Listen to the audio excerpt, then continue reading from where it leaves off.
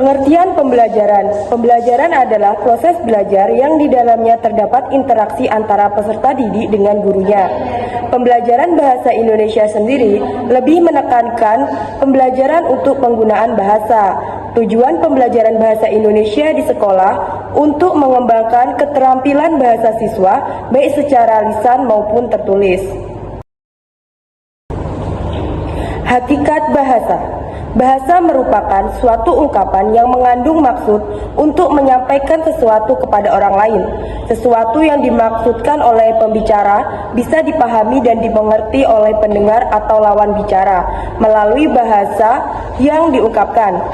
Fungsi utama bahasa adalah sebagai alat komunikasi, menurut Carr 2006.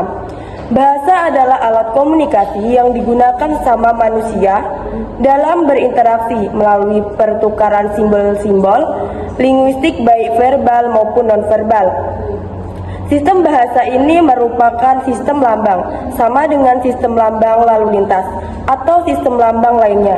Hanya sistem lambang bahasa berupa bunyi, bukan gambar atau tanda lain. Dan bunyi itu adalah bunyi bahasa yang dilahirkan alat ucap manusia. 2009. Selanjutnya, ciri-ciri bahasa. Yang pertama, bahasa itu bermakna.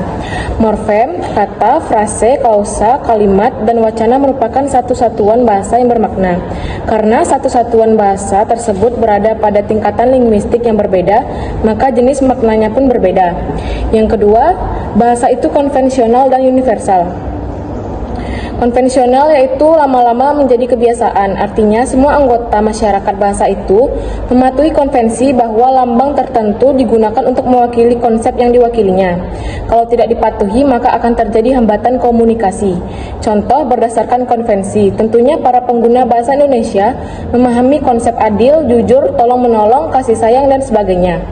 Yang ketiga, bahasa bersifat arbitrer.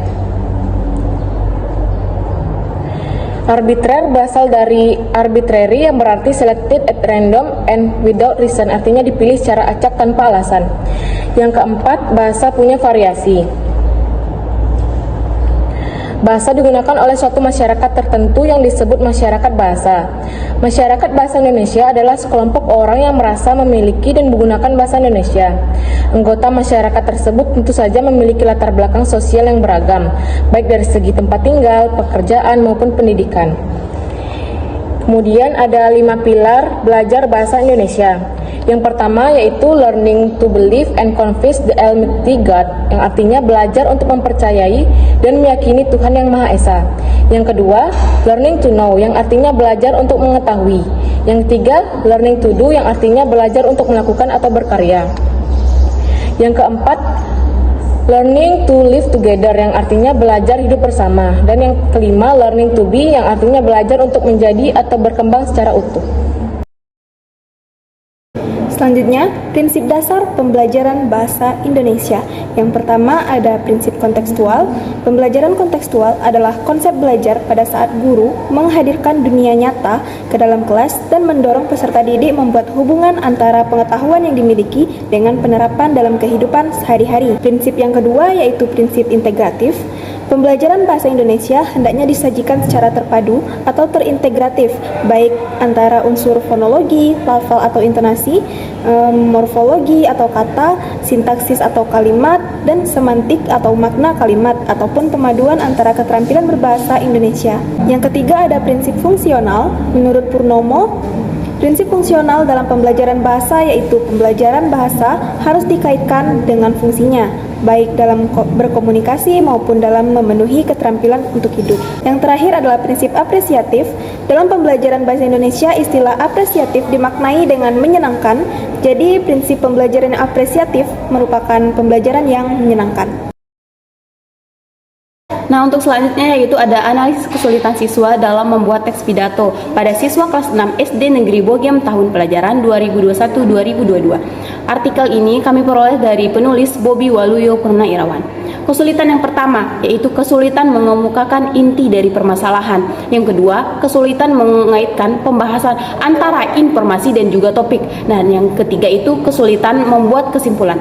Nah, adapun langkah-langkah dalam pengajaran yang dapat dilakukan agar peserta didik dapat mengatasi dari kesulitan dalam membuat teks pidato. Yang pertama, guru itu dapat menayangkan beberapa video, contohnya video pidato, baik itu dari sumber YouTube dan juga media lainnya. Yang kedua, siswa itu dapat menyimak beberapa contoh video pidato yang telah dipaparkan oleh guru. Dan yang ketiga, guru harus membentuk kelompok kecil. Nah, yang keempat itu, guru mengarahkan siswa dalam memilih topik untuk membuat teks pidato. Nah, dan yang kelima, itu guru mengarahkan siswa untuk mempersiapkan bahan atau referensi yang akan diperlukan untuk membuat teks pidato. Nah, untuk langkah yang berikutnya yaitu guru membimbing siswa untuk membuat kerangka dari pidato tersebut. Nah, guru itu membimbing siswa untuk membuat kerangka dari pidatonya, seperti judul apa yang mau dibahas. Nah, yang berikutnya itu guru mengarahkan siswa untuk melakukan pengembangan.